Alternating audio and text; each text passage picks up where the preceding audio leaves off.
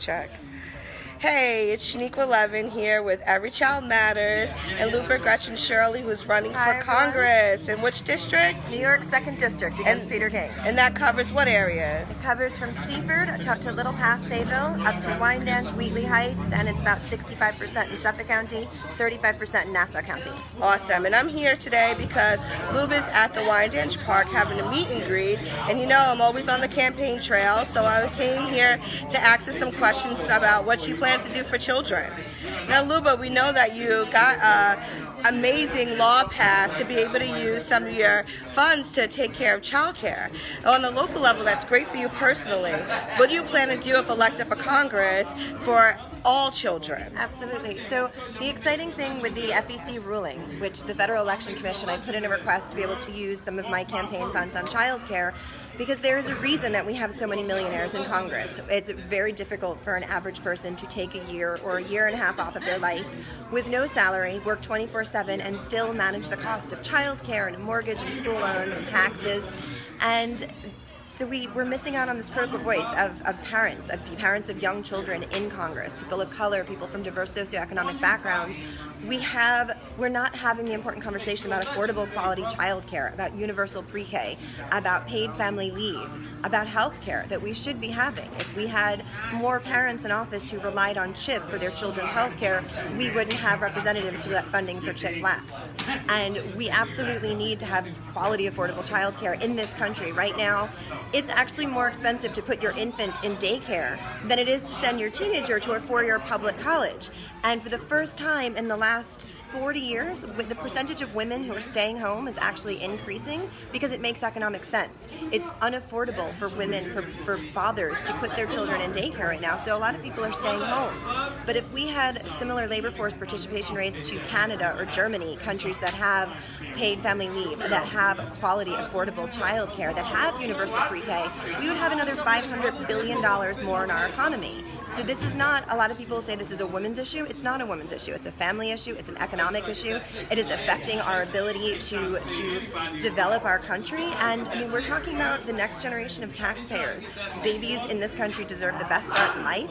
And we're the only country in the world other than Papua New Guinea that does not have access to paid family leave. Women in this country will go back to work. 1 in 4 women will go back to work 10 days after giving birth. That is a human rights crisis. It is a public health crisis. We need paid family leave. We need universal pre-K. We need quality, affordable childcare, and we need Medicare for all. Awesome, awesome. Now, a lot of, I don't know if you realize, but when it comes to maternal and infant health, black women are dying at a higher rate of all races, no matter what their education level is or how much money you make. What would you do about that on a national level? It's an unbelievable statistic. It's actually black women die at 3 to 4 times the rate as white women in this country in childbirth. And in New York City, it's actually 12. It's 12 times the rate. And you're 100% right. It's a proven statistic that it has nothing to do with education or with socioeconomic background. And a lot of this is because, and a lot of studies have shown, simply racism. That doctors are not trusting black women who are telling them when they're in labor that something is wrong. They're not listening to black women. And we need to make sure that doctors are listening. And we need better maternal care in this country. Right now we have the worst maternal mortality rate in the developed world. The worst maternal mortality rate. Women are dying in childbirth in this country, and it's not being addressed. Our representatives last year voted to take maternity coverage away from 13 million American women. So not only do we need to improve and expand Medicare for all and make sure that we have maternal care, maternity care, we need to make sure that we're listening to black women in labor and trusting them when the doctors are having these conversations.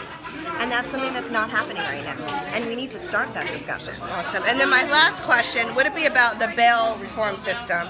A lot of times we find that women and minorities find themselves in prison and parents find themselves in prison and are not able to make bail, or they have minimum sentences that causes them to stay there. If elected, would that be something that you'd address? Absolutely. We have right now 1/3 of people who are in prison are there for nonviolent crimes, and it's an overwhelming majority of people of color.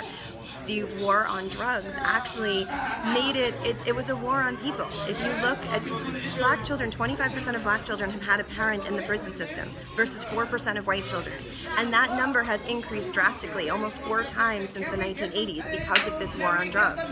So we need to have no more private prisons. There should never be anyone making a profit off of the prison system. We need to get rid of mandatory minimums. Every case should be looked at on a case-by-case basis. We need complete reform. We have a mass incarceration problem in this country. I was watching the 13th the other day and cannot comprehend. I mean, it is a system of racial discrimination that we have seen over the history of this country, that it's not being addressed. And we need to, I support legalizing marijuana and expunging the records of people who have been in prison for marijuana crimes. We have black and white people use marijuana at the exact same rates, yet black people are put in prison for a crime that white people commit with impunity. Yep. Well, thank you for taking time to talk to us today. We're going to share this video out there, and we hope to find you in other places and can ask you some more questions. Absolutely. All right, thank you. Have a good day, everyone.